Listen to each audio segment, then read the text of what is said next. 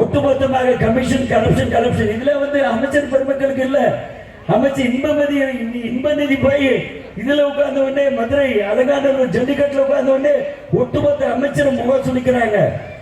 இன்ப நிதி போயிட்டு ஒரு சூரியன் போட்ட ஒரு இது போட்டு டிஷர்ட் போட்ட உடனே கட்டி பிடிச்சிக்கிறாரு உதயநிதி ஸ்டாலின் அவங்க மனைவியும். இன்ப நிதி வந்த உடனே திமுக ஆட்சிக்கு துன்ப நிதி தான். நிதியே இல்லை, நீதியும் இல்லை. நீதி இருக்கா? ஏதாவது நீதி இருக்கா? ஒருத்தர் அடிச்சுக்கிறான் போறான். கஞ்சா உலகம் கிராமப்புறங்கள்ல முதல்ல கஞ்சா உலகம். திருத்தணியூர் ஸ்கூல +2 மாத்தி கொடுத்தோம், கட்டணம் கொண்டு வந்து கொடுத்தோம். அன்னைக்கு அதுக்கு 2 லட்சம் ரூபாய் டெபாசிட் பண்ணோம்.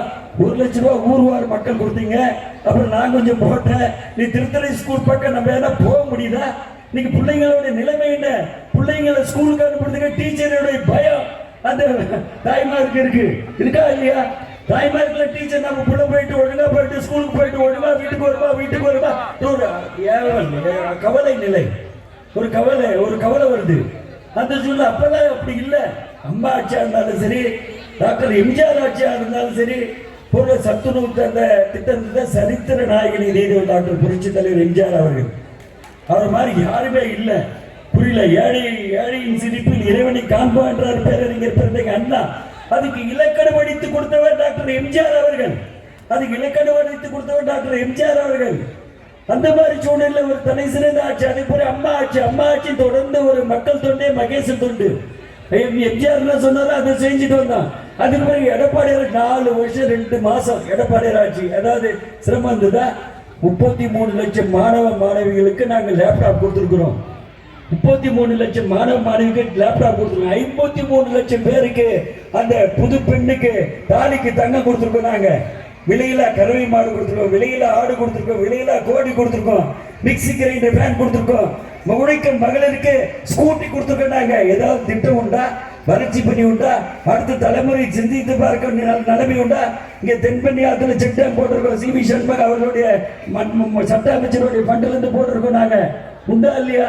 அங்க நம்ம திருக்கண்டேஸ்வரத்தோட செக் டேம் போட்டிருக்கோம். நாங்க செக் டேம் போட்டதுனால இன்னும் விவசாயியோட நிலைப்பாடு என்ன? இன்னைக்கு தண்ணீர் மட்டும் உயர்ந்திருக்கு. அந்த மாதிரி வளர்ச்சி திட்டம் உண்டா திமுக ஆட்சியில? திமுக ஆட்சி ஒரு மோசமான ஆட்சி. 1000 ரூபாய் கொடுத்தாங்களா? பொங்கலுக்கு 1000 ரூபாய் கொடுத்தாங்களா? நம்ம கொடுக்கும்போது 2020 என்ன சொன்னாரு? 2020 நான் 5000 ரூபாய் கொடுக்கணும்னு சொன்னாரு. ஸ்டாலின் அவர்கள் 5000 ரூபாய் கொடுக்கணும்னாரு. 2500 ரூபாய் அப்ப நம்ம கொடுத்தோம். 2500 ரூபாய் எப்படி கூட்டுறாருன்னா 2500 பிளஸ் 1500 5000 2500 5000 அவருக்கு சொல்ல தெரியல. 2500 பிளஸ் 1500 5000.